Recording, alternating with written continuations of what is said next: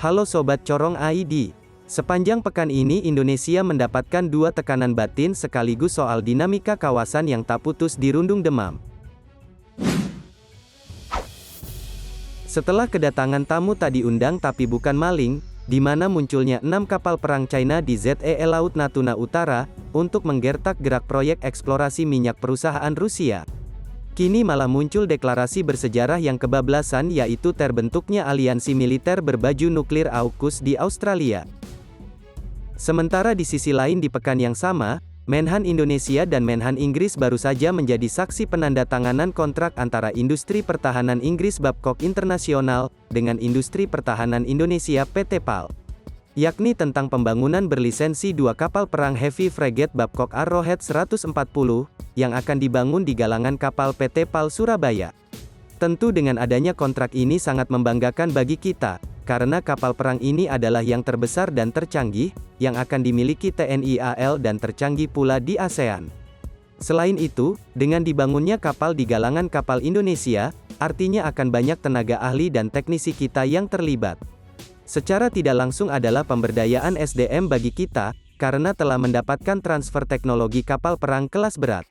Mungkin inilah episode terakhir yang berakhir happy ending dari serial Iver kelas berkelas yang dimodifikasi dan sangat dinantikan kehadirannya. Ya, minimal bisa mengimbangi destroyer China Kunming 197 yang hari-hari ini merajalela di Natuna. Sahabat sekalian, dari sudut pandang militer sendiri, sepanjang pekan ini, dinamika kawasan Indo-Pasifik khususnya Asia Tenggara kian tegang saja. Munculnya 6 kapal perang China dan gugus tempur kapal induk AS Carl Vinson mungkin bisa dikatakan sebagai pemicunya. Bagaimana tidak, rombongan kapal perang China datang untuk menunjukkan ketidaksenangannya atas pekerjaan eksplorasi minyak yang katanya wilayah itu punya dia. Yang membuat Indonesia tak tinggal diam dengan mengerahkan 4 KRI dan 2 kapal Bakamla, enak saja jika dibiarkan begitu kan?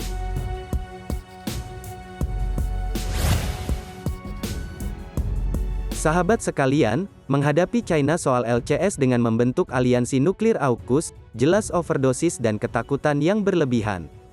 Jelas, Indonesia sangat keberatan dengan terbentuknya poros nuklir di kawasan ini.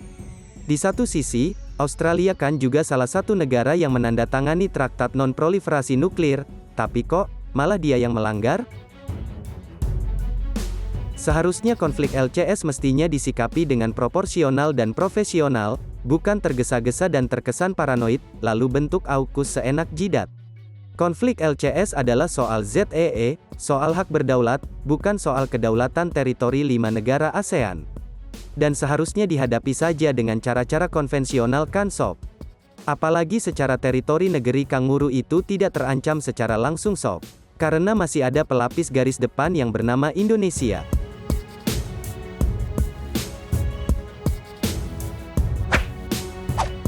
Sahabat sekalian, aliansi AUKUS memprioritaskan Australia untuk segera memiliki 8 kapal selam nuklir. Padahal Australia di tahun 2016 sudah menandatangani pembelian 12 kapal selam serang konvensional dari Perancis. Namun dibatalkan secara sepihak, yang membuat Perancis marah besar dan menyebut Australia sebagai pengkhianat. Bahkan, hubungan diplomatik ketiga negara itu yang menjadi taruhannya.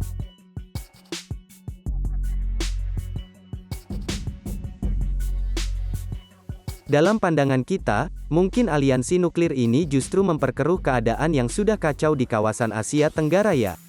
Maka dari itu, keadaan seperti ini membuat Indonesia harus waspada sob, negara ini harus mengantisipasinya dengan penguatan alutsista konvensional seperti pengadaan 2 kapal perang Arrowhead 140 dari Inggris, untuk mengimbangi berbagai konflik demam tinggi yang terjadi.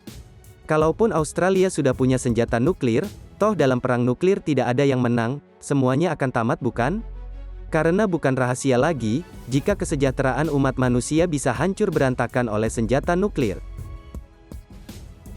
Sahabat sekalian, makin kesini semakin terlihat ya jika Australia terlihat bermain kasar bersama saudara semarganya, AS dan Inggris.